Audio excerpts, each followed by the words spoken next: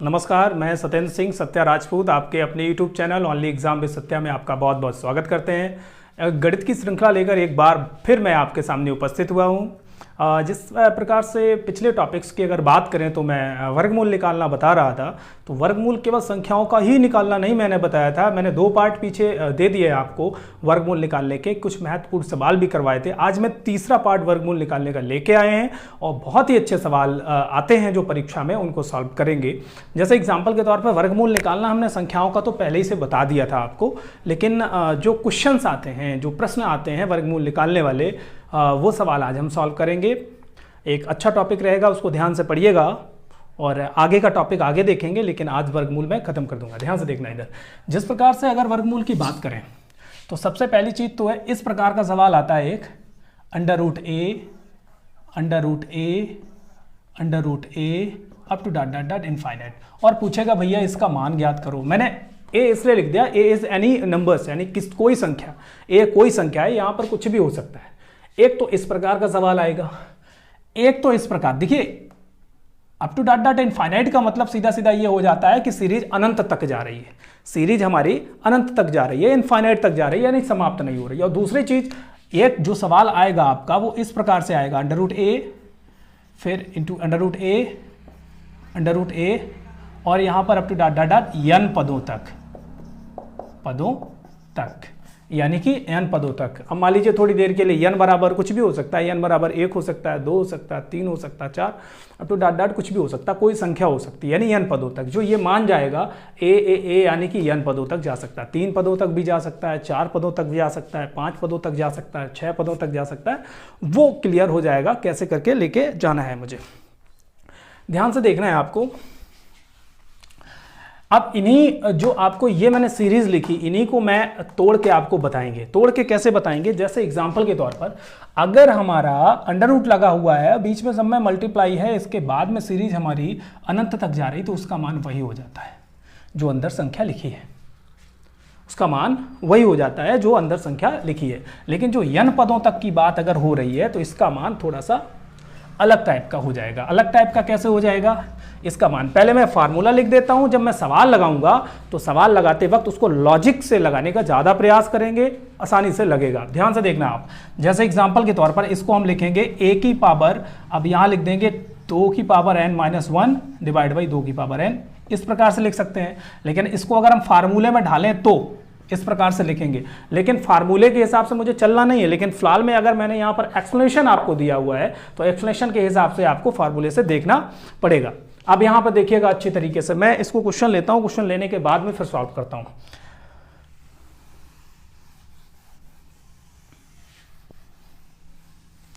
जैसे क्वेश्चन लिखता हूं मैं, under root 5 into under root 5 इस तरीके से जाएगा, और इसको मैंने इनफाइनाइट तक लिख दिया। और इसके बाद हम कहेंगे भैया इसका मान ज्ञात करो। तो सिंपल सी बात है, आपको कुछ करना ही नहीं है। मैंने आपको पहले ही से बता दिया है कि अगर सीरीज अंडर रूट में है और बीच में कोई चिन्ह नहीं लगा है, यानी कि मल्टीप्लाई का चिन्ह लगा हुआ है, तो निश्चित तौर पर आंख बंद करके आप वही आंसर रख देंगे। इसमें 5 लिखा है तो इसका आंसर कितना आएगा? 5। ये आंसर आ गया मेरा। कुछ करना ही नहीं है आपको, इस प्रकार से चलना है। और भी दूसरा सवाल अगर हम ले लेते हैं, यहां पर लिख दें, ये अंडर रूट लगाया हमने, अंडर रूट लगाने के बाद यहाँ लिख दिया अंडर रूट 12, फिर से मैंने लिख दिया अंडर रूट 12, फिर से मैंने लिख दिया अंडर रूट 12, फिर से up to dot dot dot infinite कर दिया, तो इसका मान कितना हो जाएगा? 12। बड़ी सिंपल सी बात है। लेकिन सबसे बड़ी चीज़ है कि इस पर ध्यान ये मुझे देना है, ध्यान मुझे ये देना है। सॉरी, थोड़ी देर के लिए रुकते हैं। तो देखिए, मैं ये क्वेश्चन लिखा था, मैंने आपको बताया था कि अगर आपका अंडर रूट लगा हुआ है, संख्याएं लिखी हुई हैं, और जो आपका सीरीज है वो अनंत तक जा रही है, इनफाइनाइट तक जा रही, तो उसका मान निश्चित तौर पर वही हो जाएगा जो अंदर लिखा हुआ। कंपटीशन के हिसाब से देखा जाए, कंपटीशन के हिसाब से अगर नहीं देखेंगे तो जाहिर सी बात इसको मुझे सॉल्व करना पड़ेगा, सॉल्व करके निकालना पड़ेगा। मुझे कंपटीशन के हिसाब से देखना है, ठीक है ना। इसका मान ये हो जाएगा। अब आप थोड़ी देर के लिए समझिएगा ध्यान से। अगर मैं प्रूविंग इसका दें तो प्रूविंग भी हो जाएगा, लेकिन प्रूविंग का कोई मतलब नहीं होता है। प्रूविंग हम देंगे कोई फायदा नहीं रहेगा। मुझे परीक्षा में प्रूविंग नहीं करनी है, बल्कि परीक्षा में मुझे आंसर टिक करना है। आंसर चाहे आप तुक्के से कर दें या दिमाग से कर दें, वो आपके ऊपर डिपेंड करता है। आंसर अगर सही है तो उस पर आपको नंबर मिलना है। और यहाँ पर मुख्य चीज़ ये होती है कि अगर परीक्षा में हम कोई क्वेश्चन सही करके आते हैं तो उसमें नंबर 100% मुझे मिलना है। ये मैंने लिखे। इसके बाद में ये जब सीरीज हमने लिखी, इसी के बिल्कुल मिलती जुलती सीरीज दूसरी लिखता है। जैसे मैं ऊपर जो सवाल मैंने लिखा ऊपर, तो ऊपर मैंने यही सवाल लिखा था अभी, √5 up to dot dot dot. अब की बार इनफाइनाइट नहीं लगा रहे, मैंने लिख दिया n पदों तक, मैंने लिख दिया n पदों तक, मैंने लिख दिया n पदों तक। अगर यहां पर इनफाइनाइट लगा होता तो इसका आंसर 5 आ जाता, लेकिन यहां पर मैंने पदों की संख्या निर्धारित कर दी, यानी कि पद n हो गए। n का मतलब ये हो गया कि n का मतलब 1 भी हो सकता है, 2 भी हो सकता है, 3 भी हो सकता है, 4 भी हो सकता है, कुछ भी, कोई भी संख्या हो सकती है। जब n मैंने यहाँ पर जनरल नंबर लिया है, n बराबर कुछ भी हम ले सकते थे। तो मैंने जब आपको पहले एक फार्मूला लिखाया था वो इस प्रकार कर दिया था कि यहाँ पर a लिखा था, उसके हिसाब से लिखा था, a की जगह मैं 5 लिखे रह रहा हूँ, 2 की पावर n - 1 डिवाइड बाई 2 की पावर n, ये पावर जाएगी हमारी। इसके हिसाब से देखा जाए, अगर इसके हिसाब से देखा जाए, अब देखिएगा ध्यान से, थोड़ी देर के लिए मैं इसको हटा रहा हूँ, क्योंकि मुझे फार्मूले के हिसाब से नहीं चलना है, मुझे फार्मूले के हिसाब से बिल्कुल नहीं चलना है। जैसे मैंने यहां लिख दिया 5 पदों तक, 5 पदों तक हमने लिख दिया। अब जब 5 पदों तक हो गया तो यहां पद निर्धारित हो गए हमारे, यहां पर पद कितने हैं 5, 1 2 3 और 2 पद और होंगे, क्योंकि आगे हमने 5 लिख दिया है, तो n बराबर 5 हो गया। अब यहां पर अगर फार्मूले के हिसाब से देखें तो पहले फार्मूले के हिसाब से एक्सप्लेन कर लेते हैं, बाद में हम लॉजिक से कर लेंगे। देखना ध्यान से, यहां पर क्या करेंगे, यहां पर हम लिखेंगे 5 की पावर, ठीक है ना, 2 की पावर n बराबर 5 है, तो यहां पर करेंगे 5 -1 डिवाइड बाई 2 की पावर 5, ये पूरा पावर में चला जाएगा हमारा। 2 की पावर 5 कितना होता है 32, 2 की पावर 5 कितना होता है 32, और 32 - 1 कितना हो जाएगा 31। अब नीचे कितना है 2 की पावर 5, वहां तो पूरा 32 रहेगा, तो आप क्लियर कर लीजिएगा 5 की पावर 31/32, ये हमारा आंसर आ गया यहां से। तो आप निश्चित तौर पर एक चीज यहां से क्लियर कर लीजिएगा, फिर मैं सवाल लगाता हूं और सवाल लगाने के बाद मैं क्लियर करता हूं कि कैसे सवाल को कंपटीशन के हिसाब से मुझे लगाने हैं। देखना ध्यान से, यहां पर जैसे मान लीजिए थोड़ी देर के लिए यहां पर 5 पद दिए थे, हो सकता है यहां 5 पद ना लिखे, 5 पद सीधा सीधा भी लिख सकता है, ठीक है ना।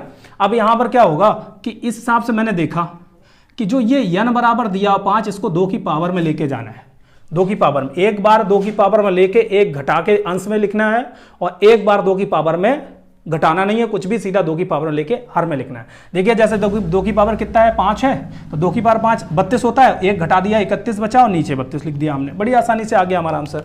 अब जैसे मान लीजिए, अब आगे वाले सवाल फार्मूले पर यूज नहीं करेंगे, लॉजिक से लगाएंगे। जैसे मान लीजिए थोड़ी देर के लिए मैंने इस सवाल को इस प्रकार से लिख दिया, जैसे लिखा है √23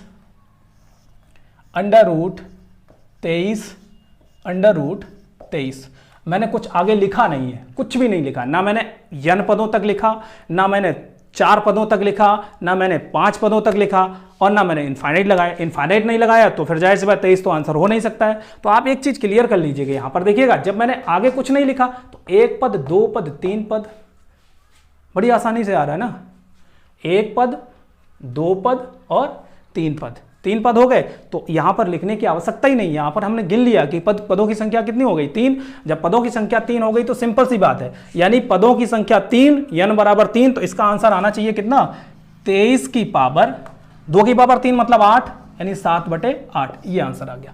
2 की पावर 3 कितना होता है 8, 8 में से 1 घटा के अंश में लिखना है और बाद बाकी 8 तो नीचे लिख देना है, ठीक है ना। तो ये हमारा आंसर आ गया, इस प्रकार से मुझे लेके जाना है। देखिए अगर मैं घातांक प्रणाली के हिसाब से देखें तो इसको सॉल्व करने का तरीका बहुत है, अलग तरीके से भी सॉल्व कर सकते थे। जैसे मान लीजिए थोड़ी देर के लिए इसको तो हमने लिख लिया, अब इसको जैसे अगर सॉल्व करने के लिए अगर हम बात करें थोड़ी देर के लिए तो और तरीके से सॉल्व कर सकते थे, लेकिन कहीं ना कहीं ये तरीका कंपटीशन के हिसाब से ज्यादा बेहतर है।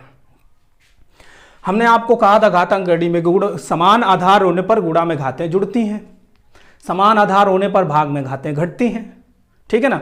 तो इस हिसाब से मुझे अगर लेके चलना है थोड़ी देर के लिए, अगर इस प्रकार का अगर कोई नियम है x की पावर a की पावर b, तो निश्चित तौर पर ये हो जाता है x की पावर ab, इस प्रकार का हो जाता है, ठीक है ना।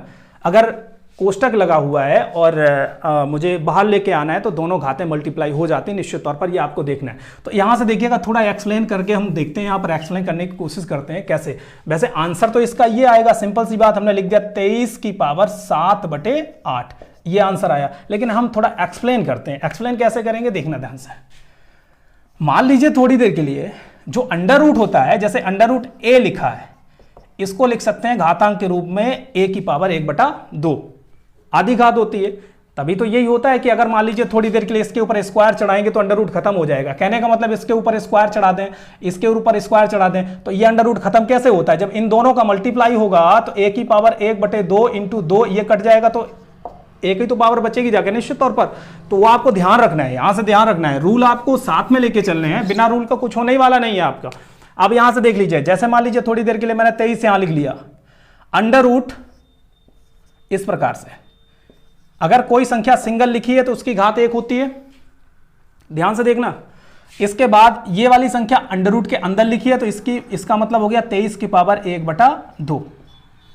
ये हमने क्लियर कर लिया, एक्सप्लेन करके बता रहे हैं आपको, ताकि ये जो आंसर निकला है इसका प्रूविंग हो जाए, सिद्धिकरण हो जाए। एक बार हम अच्छी तरीके से समझ जाएंगे तो आगे हम जो लॉजिक लगा रहे हैं उस पर मेरा विश्वास बढ़ जाएगा, फिर हम लॉजिक आंख बंद करके लगाएंगे। अभी पता नहीं, अभी मेरे दिमाग में ये चल रहा हो ये आंसर सही है कि गलत है, मुझे पता नहीं, इसलिए मैं इसको थोड़ा सा प्रूव करने की कोशिश कर रहा हूं कि अगर हम प्रूव कर देंगे तो ये चीज समझ आ जाएगी। समझ आने के बाद में मुझे ये लगेगा कि अब जो लॉजिक हम लगा रहे हैं वो मेरे लिए ज्यादा बेहतर है। ठीक है, अब यहां से क्या करना है मुझे कि यार ये आधा और ये 1 मिलके हो गया 1.5, 1.5 को लिखेंगे 3/2, क्योंकि मैंने कहा देखिए 23 और 23 गुणा हो रहा है, समान आधार है, समान आधार में गुणा में घातें क्या होती है, जुड़ जाती हैं। जब ये जुड़ जाएंगी तो निश्चित तौर पर ये क्या हो जाएगा आपका, इसको लिख लेंगे 23, ठीक है ना।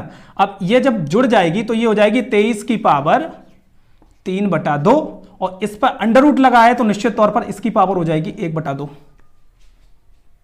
समझने की कोशिश करना, हालांकि ये तरीका आपको कंपटीशन में लेके नहीं जाना है, मैंने जो आंसर निकाला है उसको सिर्फ यहां पर सिद्ध कर रहे हैं, हम प्रूव कर रहे हैं, ताकि हम लॉजिक लगाएं तो बेहिजक लॉजिक लगा सकें। यहां से देखना फिर से, अब मैंने कहा दोनों कोष्टक के अंदर बाहर अगर घाते हैं तो उनका मल्टीप्लाई होता है। ऊपर देखिए 3 एकम 3, 2 दूनी 4, तो ये हो गया आपका 23 की पावर 1 ये वाला, और ये हो गया इंटू 23 की पावर 3/4, ये जाएगा आपका। ध्यान से देखना है आपको, आगे मैं यहीं से लिख देता हूं यार, ये 23 दोनों आधार समान हो गया। जब आधार समान हो गया तो यार घातें जुड़ जाएंगी। जब घातें जुड़ रही हैं तो 4 एकम 4 3 7, यानी कि 23 की पावर 7/4 ये आ गया, ये आ गया ना। अब ये अंडर रूट यार लगा, अंडर रूट का मतलब अगर घातांक में तोड़ के ले जाएंगे तो 1/2 ही होगा। तो जब 1/2 होगा तो यहां लिख देंगे 23 की पावर 7/4 की पावर 1/2। अब इनका मल्टीप्लाई हो जाएगा तो ये हो जाएगा आपका 23 की पावर 7 एकम 7 और 4 दूनी 8, यही हमने आपका निकाला हुआ है। तो कुल मिला के यहां से प्रूव हो गया। अब मुझे ये नहीं करना है बिल्कुल, क्योंकि ऐसे अगर करके जाएंगे तो समय बहुत ज्यादा लग जाएगा। लेकिन अब इतना प्रूफ हो गया कि जब हम सवाल लगा रहे हो तो हम बायोलॉजिक लगाएंगे, ना कि हम एक्सप्लेन करके लगाएंगे। मेरा काम है यहां पर आपको समझाना, हम समझा रहे हैं, और आपका काम है समझना, समझ के आपके कॉमन सेंस से सवाल को लगाना। अब आप समझिएगा ध्यान से इस सवाल को। अब मैं आगे कई सवाल लगाएंगे लेकिन इस प्रकार से नहीं लगाएंगे, लेकिन आप अगर उसको प्रूव करना चाहें तो प्रूव कर सकते हैं, क्योंकि प्रूव करने से दिमाग की क्षमता बढ़ती है। दिमाग की क्षमता बढ़ेगी जितनी, उतना ही ज्यादा आप पकड़ पाएंगे दिमाग।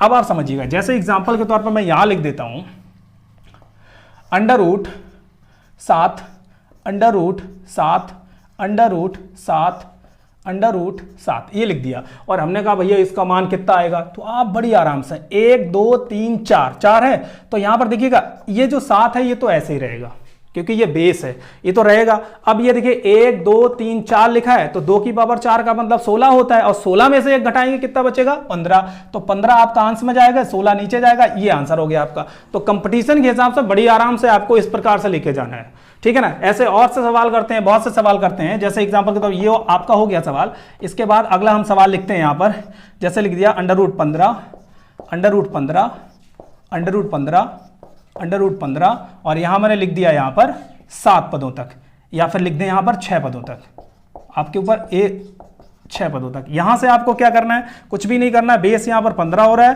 15 बेस हो रहा है। अब 2 की पावर 6 लिखा है, 2 की पावर 6 कितना हो जाएगा 64 हो जाएगा, 2 की पावर 6 64 हो जाएगा। मैंने कहा 64 अगर हो रहा है तो अंश में 1 घटाना है तो 63 हो जाएगा, और नीचे 64 लिख देना है, इसका आंसर ये आ जाएगा। अगर प्रूव करना चाहे तो प्रूफ पहले जैसे कर लेंगे, और प्रूव करने के बाद में आप लंबा सा टॉपिक लेके जाएंगे, लेकिन लंबा सा मुझे बिल्कुल नहीं करना है। तो आप देखिएगा, आगे भी देखते जाइएगा। ये दोनों सवाल हमने प्रूव कर दिया, आपके दोनों सवालों के आंसर आराम से आप बायोलॉजिक निकाल सकते हैं। फिर से यहाँ 1 2 सवाल हम लिखते हैं, इसके बाद आगे बढ़ते हैं। जैसे एग्जाम्पल के तौर पर अगर देखा जाए जैसे यही चीज अगर मैं फिर से लिख दूं यहां पर अंडर रूट 15, सॉरी यहां लिख देता हूं under root 17, under root 17, under root 17, under root 17, ये लिखा हुआ है, और यहां लिख दें इनफाइनाइट, पहला सवाल। दूसरा सवाल लिख दें यहीं पर under root 17, under root 17, under root 17, ये लिख दें अप टू डॉट डॉट, यहाँ कितना कर देंगे 4 पदों तक, या फिर ऐसे ही लिख देंगे इसको।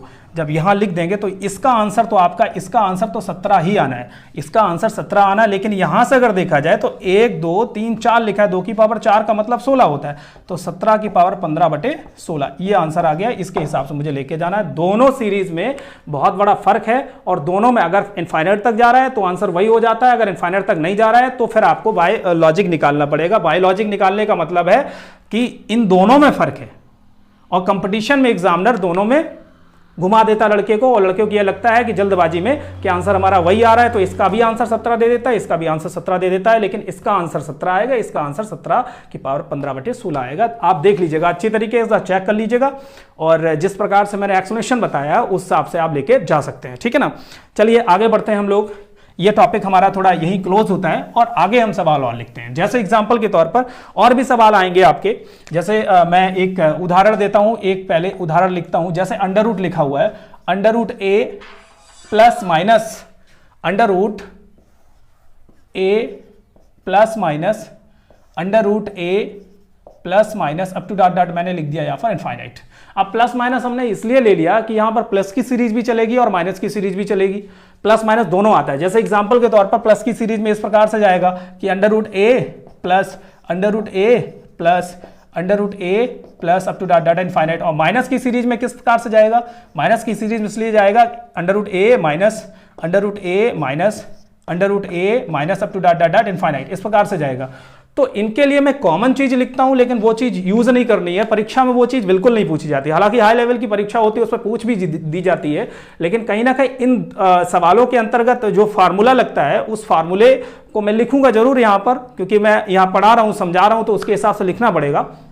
लेकिन जब हम कंपटीशन के सवाल लगाते हैं, परीक्षा देने जाते हैं, वहां पर फार्मूलों का यूज नहीं करते हैं। और वैसे भी जो सवाल कंपटीशन में पूछे जाते हैं वो लॉजिक पे आधारित सवाल होते हैं, उनका समय निर्धारित होता है, वो ज़्यादा लंबे समय में नहीं जा सकते हैं। इसलिए मुझे समय का भी ध्यान रखना है और अपने सटीकता के भी ध्यान रखना है। अब यहाँ से देखिएगा, जैसे मैं इसको लिख सकता हूँ, ये जो फार्मूला लिखा है इसको लिख सकते हैं under root 4a plus 1 plus minus 1 divide by 2, ये फार्मूला लिखा होगा। प्लस माइनस इसे लगाया, अगर सीरीज प्लस की है तो प्लस लगेगा, अगर माइनस की है तो माइनस, यानी कि इस वाले में प्लस लगेगा, इस वाले में प्लस लगेगा, इस वाले में माइनस लगेगा। आप समझ लीजिएगा ध्यान से। फार्मूला हालांकि लगाना नहीं है, लेकिन सवाल अभी हम लगा कर बता रहे हैं, और किस प्रकार के सवाल आते हैं और किस प्रकार के सवाल नहीं आते हैं वो आपको दोनों तरीके के मैं सवाल यहां पर बता दे रहा हूं। देखिएगा ध्यान से। जैसे एग्जाम्पल के तौर पर मैं यह सवाल एक लिख रहा हूं, मैंने आपको मल्टीप्लाई गुणा वाले सवाल बता दिए हैं। अब यहां पर आए इस प्रकार से, जैसे 12 लिखा है प्लस अंडर रूट यहां पर 12 लिखा है प्लस अंडर रूट 12 लिखा है plus up to dot dot dot infinite तक मैंने कर दिया यहां पर। ठीक है, इसका मान अगर पूछेगा, इसका मान अगर मैं पूछ रहा है तो बड़ी सिंपल सी बात है।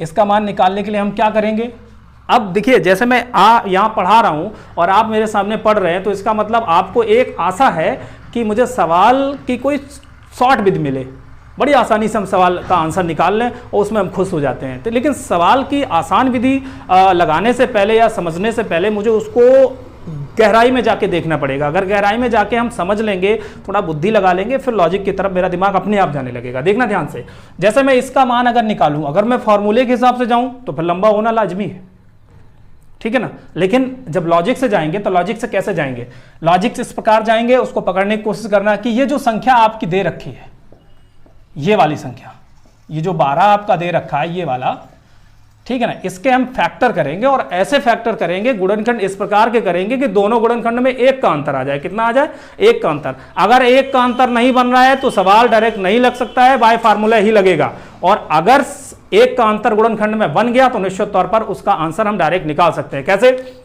जैसे 12 ये लिखा हुआ है, 12 के हम गुणनखंड कैसे, 12 एकम 12 भी कर सकते हैं, ठीक है ना। 12 के गुणनखंड हम 12 एकम 12 भी कर सकते हैं, लेकिन 12 और 1 में 11 का अंतर हो रहा है, हमने कहा अंतर 1 होना चाहिए। और इसके बाद 12 का गुणनखंड हम 6 दूनी 12 भी कर सकते हैं, लेकिन 6 और 2 में 4 का अंतर हो रहा है, वो भी हमारे लिए थोड़ा घातक साबित हो सकता है। लेकिन कहीं ना कहीं ये सबसे बड़ी चीज है जो मैं बता रहा हूं, उसको ध्यान रखना है।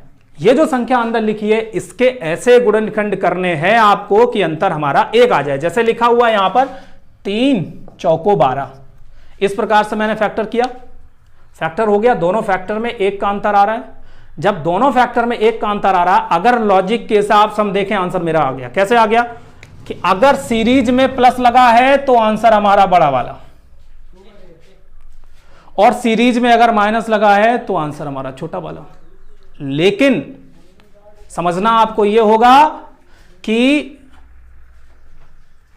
दोनों फैक्टर्स में अंतर आपका 1 होना चाहिए। अगर दोनों फैक्टर्स में अंतर 1 नहीं होगा तब तक यह आसानी से सवाल नहीं लगेगा। फिर से देखिएगा यहां पर, इसको मैं थोड़ा सा लॉजिक से अभी लगाया मैंने।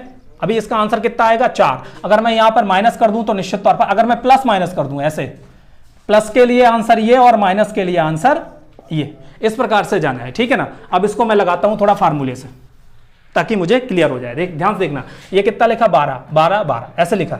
फार्मूला मैंने लगाया था क्या, √4a + 1, और ये प्लस वाली सीरीज है तो +1 करेंगे, माइनस की होती तो -1 / 2। यहां से देखना ध्यान से यार, a बराबर कितना हो जाए, a बराबर कितना हो गया, a बराबर 12, 12 चौको 48, 48 1 49, 49 का वर्गमूल लिया कितना हो गया 7 हो गया, 7 1 8, 8 / 2 कितना हो गया 4, आंसर आ गया हमारा, ठीक है ना। इस प्रकार से जाएंगे। अब इससे भी लगा सकते हैं, कोई बड़ी चीज नहीं है यहां से भी लगाना, लेकिन यहां से भी लगा सकते हैं।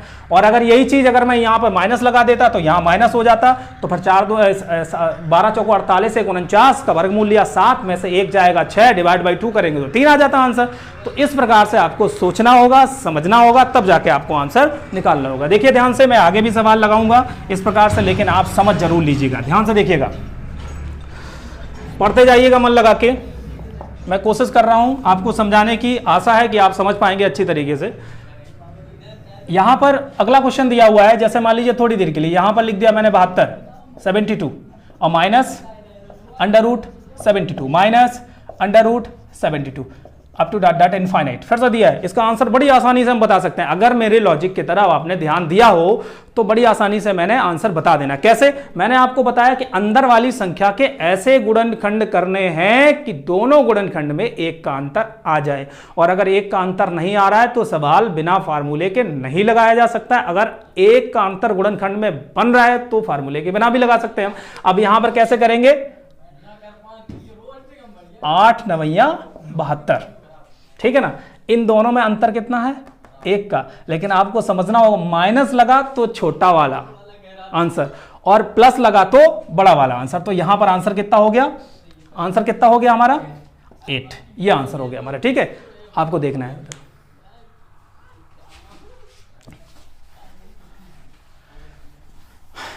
ठीक है,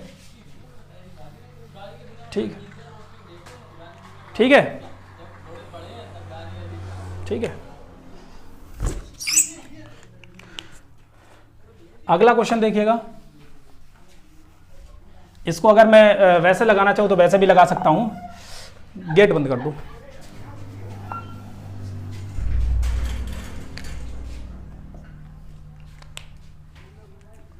अब आप देखिएगा अगला क्वेश्चन। अगला क्वेश्चन ये दिया हुआ है कि जैसे अंडर रूट करेंगे, यहां पर अंडर रूट करने का मतलब ये हो जाएगा, यहां पर लिख देंगे हम, जैसे मान लीजिए थोड़ी देर के लिए 30 plus √30 plus √30 plus up to dot infinite. तो इसका आंसर बड़ी आसानी से हम कितना निकाल सकते हैं, क्योंकि 5 × 6, यहां पर निश्चित तौर पर अंतर कितना आया हमारा 1, जब अंतर 1 आया, लेकिन यहां पर प्लस लगा सीरीज में, जब प्लस लगा सीरीज में तो निश्चित तौर पर इसका आंसर कितना आएगा 6। बड़ी आसानी से निकाल लिया। एक बार फिर मैं इसको फार्मूले से एक्सप्लेन कर देता हूं ताकि आपको फिर से क्लियर हो जाए। फार्मूले से कैसे, इसका आंसर कितना आएगा 6। फार्मूला हमारा क्या कह रहा है 4a, 4 × 30 + 1 डिवाइड बाई कितना हुआ 2। यहां से आप क्लियर कर लीजिए, 30 चौको कितना हुआ 120, 120 और ये कितना हुआ 121, वर्गमूल लगा कितना बचेगा 11, 11 में 1 जोड़ेंगे कितना हो गया सॉरी 121 का वर्गमूल 11, 11 में एक जोड़ेंगे कितना हो जाएगा 12, और 12/2 करेंगे कितना आएगा 6, 6 यहाँ से भी निकल रहा है, 6 यहाँ से भी निकल रहा है। आपको ध्यान से देखना है और उस तरीके से आपको सवाल जहाँ से मिले किताब में, हालांकि पीडीएफ प्रोवाइड करा दी जाएगी, पीडीएफ प्रोवाइड करा दी जाएगा और उस पीडीएफ के हिसाब से आप सवाल लगाते रहिएगा, ठीक है। तो ये सवाल थे, ऐसे सीरीज के सवाल आते हैं, 1-2 सवाल फार्मूले वाले जो जिनके गुणनखंड नहीं बनेंगे, जिनके गुणनखंड में अंतर 1 नहीं बनेगा, ऐसे सवालों में कुछ लोग बड़े दिक्कत से हो जाती है जिनको, और वो सवाल मैं लिखता हूँ यहाँ पर। जैसे लिखा हुआ है √5 सॉरी प्लस, यहाँ प्लस लगा दिया, एक बार फिर लिख देता हूँ यहाँ पर √5 plus √5 plus up to dot infinite, ये दिया हुआ है। अब 5 के आप कैसे भी गुणनखंड कराओ, कोई भी गुणनखंड में 1 का अंतर नहीं आएगा, और जब 1 का अंतर नहीं आएगा तो लॉजिक तो फेल हो गया। तो एक चीज आप मान चलिएगा, मेरी बात पर ध्यान आप दीजिएगा, जब गुणनखंड में अंतर 1 नहीं होगा तो उसका आंसर पूर्ण कभी नहीं आएगा, उसका आंसर दशमलव में आएगा, उसका आंसर वर्गमूल में आएगा। आप छोड़ सकते हैं कैसे, इसमें भैया 5 अब देखिए बहुत से लोग क्या कर देते हैं कि गुणनखंड करा दो, अगर प्लस लगा तो बड़ा आंसर, माइनस लगा छोटा आंसर, लेकिन उसकी कंडीशन होती है कि गुणनखंडों के बीच में 1 का अंतर होना चाहिए। 1 का अंतर नहीं होगा तब तक नहीं बनेगा। अब आप देखिएगा ध्यान से, इसका नहीं हो रहा है ना 1 का अंतर, 5 1 5 करेंगे तब भी अंतर 4 आ रहा, नहीं बन पाएगा। तो इसको ऐसे लगाना पड़ेगा, यहां से देखना ध्यान से, यहां से लिख सकते हैं हम, कैसे लिखेंगे ध्यान से कि यहां पर लिखेंगे √4a, 4a का मतलब हो जाएगा 4 × 5 और +1 लिख देंगे, +1 डिवाइड बाई यहां लिख देंगे 2, 5 चौको 20 1 21, तो √21 + 1 डिवाइड बाई 2। अगर हम आगे भी निकालना चाहें तो निकाल सकते हैं, इसका आंसर कितना आएगा √21 + 1 डिवाइड बाई 2, यानी कि 4 1 5, लगभग वही आएगा 2.5 से ऊपर, लगभग कितना आंसर आएगा 2.5 3 से ऊपर आएगा तकरीबन, वो 2.5 से ऊपर आएगा, ठीक है। जो भी आया आपका यहां से निकाल लेंगे और प्लस कर देंगे, प्लस करके यहां से इसका वर्गमूल निकाल के प्लस कर देंगे, डिवाइड बाई 2 कर देंगे, आ जाएगा। तो लेकिन यहां पर देखिएगा गुणनखंडों में जब अंतर नहीं 1 आ रहा है तो यहां से पूरा आंसर हमको प्राप्त नहीं हो रहा है। अगर अंतर 1 हो जाता तो हम डायरेक्ट भी निकाल सकते थे, फार्मूले से भी निकाल सकते थे। इस प्रकार से लेकर मुझे चलना पड़ेगा, ठीक है। इस प्रकार से 1-2 सवाल और करवाते हैं, इसके बाद मैं लेक्चर को यहीं पर स्थगित करता हूं। 1-2 सवाल, एक सवाल मैं लिखता हूं यहां से, क्वेश्चन दिया हुआ है आपका, जैसे इस प्रकार का सवाल बहुत पूछा जाता है। यह सवाल पूछा जाता है आपका √5 प्लस √11 प्लस √19 प्लस √29 प्लस √49, ये 49, इस प्रकार से जाएंगे। और ये कह देगा भाई इसका मान ज्ञात करो। जब इसका मान ज्ञात करने के लिए कहेगा तो कुछ करना ही नहीं है, लेकिन बहुत से लड़के इसमें फंस जाते हैं, इतनी जल्दी फंस जाते हैं सर ये तो बहुत लंबा सवाल है, ये कैसे हो पाएगा। तो मैंने कहा सवाल अगर परीक्षा में आ रहा है तो आप एक अपने दृढ़ संकल्प के तरीके से और अपने विश्वास के जरिए यह मान लीजिए कि परीक्षा में जो सवाल रखा है उसकी शॉर्ट विधि निश्चित तौर पर होगी, क्योंकि सवाल परीक्षा वाला लंबा जा ही नहीं सकता। लंबा अगर जा रहा है तो वो आपकी गलती है, आप लंबे तरीके को चूज कर लिए हैं। आपको सोचना है कि लंबा तरीका जा रहा है तो गलती आपकी है, दूसरा तरीका आपको सोचना है। ध्यान से देखना, इसको मैं ऐसे ही लगा दूंगा। कैसे लगाएंगे भाई, यहाँ √49 है, उल्टे तरफ से पकड़ लो सवाल को, √49 है 7 आएगा, 7 को 29 जोड़ेंगे 36 हो जाएगा, 36 का वर्गमूल 6 होगा, 6 का 19 में जोड़ेंगे 19 6 25, 25 का वर्गमूल लेंगे 5, 5 11 में जोड़ेंगे 16 हुआ, 16 का वर्गमूल 4 हुआ, 4 को 5 में जोड़ेंगे 9 हुआ, 9 का वर्गमूल 3 हुआ। इसका आंसर कितना आ गया 3, बस कुछ करना ही नहीं है। तो आपको समझना है कि सवाल लगाने कैसे, सवाल को पकड़ना कहां से।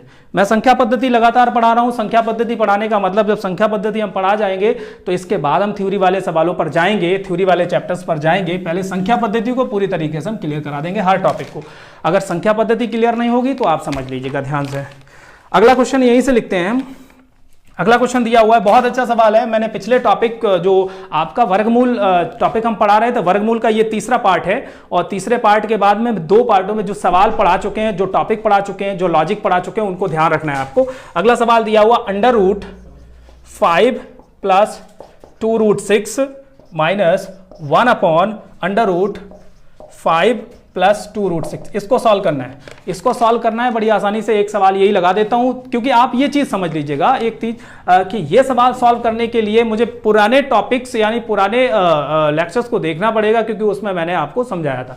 देखिए ध्यान से यहां पर कि इस सवाल को लगाने के लिए मुझे क्या करना पड़ेगा। मैंने आपको इसको बताया था कि इसका वर्गमूल निकालना है, इसका भी वर्गमूल निकालना है, दोनों तरफ से देखना है। इसका भी वर्गमूल निकालना है, इसका भी वर्गमूल निकालना है। अब इसका वर्गमूल निकालने के लिए हमने बताया यहां पर 2 कांस्टेंट है, ठीक है ना। मैं इसको निश्चित तौर पर देखना ध्यान से, इसको सॉल्व कर लेता हूं। जैसे मैं इसको यहां लिख लिया मैंने 5 + 2√6, ठीक है ना। यहां पर 5 + 2√6 लिख लिया। इसको ऐसे लिखेंगे √3 × √2, इसका वर्ग 3, इसका वर्ग 2, 3 2 5 सेटिस्फाई हो गया, यानी कि इसका आंसर जो आएगा √3 + √2, इस प्रकार का आंसर इसका आएगा, ठीक है ना, ये आएगा। अब आप समझ लीजिएगा, इसकी जगह तो हमने ये लिख दिया √3 + √2 माइनस कर दिया, ठीक है ना। ध्यान से देखना, अब जब हम इसको ऊपर लेके जाएंगे, अभी देखना इसकी जगह भी यही लिख दें √3 + √2, इस प्रकार से लिख दिया। लेकिन जब इसको ऊपर लेके जाएंगे तो जो आपकी कॉन्जुगेट होता है, कॉन्जुगेट का मल्टीप्लाई कराएंगे तो फिर ऊपर वाले में चिन्ह बदल जाएगा, आपका चिन्ह बदल जाएगा, तो उस पर ध्यान देना है आपको। √3 + √2 इस हिसाब से डायरेक्ट भी लगा सकते थे, अगर हम थोड़ा एक्सप्लेनेशन कर रहे हैं यहाँ पर, ताकि आपको समझ में आ जाए। यहां से माइनस कर देंगे, जब इसको ऊपर लेके जाएंगे तो हो जाएगा √3 - √2, और जहां से हमने ये संख्या उठाई है यहां पर दोनों संख्याओं के वर्गों का अंतर रखना है। अब यहां पर देखिए √3 का वर्ग 3 और √2 का वर्ग 2, दोनों का अंतर 1, तो नीचे कोई मतलब ही नहीं रहा। जब मतलब ही नहीं रहा है तो कोई दिक्कत नहीं, उसको नहीं लिखेंगे। जब हम यहां पर कोष्टक ये खोल देंगे तो ये माइनस हो जाएगा, ये प्लस हो जाएगा, ये कैंसिल हो गया, ये हो जाएगा आपका 2√2। आप देख लीजिएगा, एक बार फिर समझ लीजिएगा ध्यान से। ये क्वेश्चन दिया हुआ है, इसको मैंने जब तोड़ा तो इसका आंसर आया कितना, √3 + √2, ये आंसर आ गया। इसकी जगह ये रख दिया, ये नीचे लिखा हुआ है, इसको जब ऊपर लेके जाएंगे तो ये चिन्ह बदल गया, और चिन्ह जब बदल गया था, जब माइनस हमने लगाया तो माइनस माइनस प्लस हो गया, और यहां से देखिए माइनस का ये माइनस प्लस का ये दोनों कैंसिल हो गए, प्लस प्लस के जोड़ दिए, 2√2, ये आंसर आया। आज के लिए हम इतना ही रखते हैं और मिलते हैं फिर अगले टॉपिक पर। नमस्कार, अपना ध्यान रखिएगा, अच्छी तरीके से पढ़ते रहिएगा, हम पूरी मेहनत से पढ़ाने के लिए तत्पर हैं।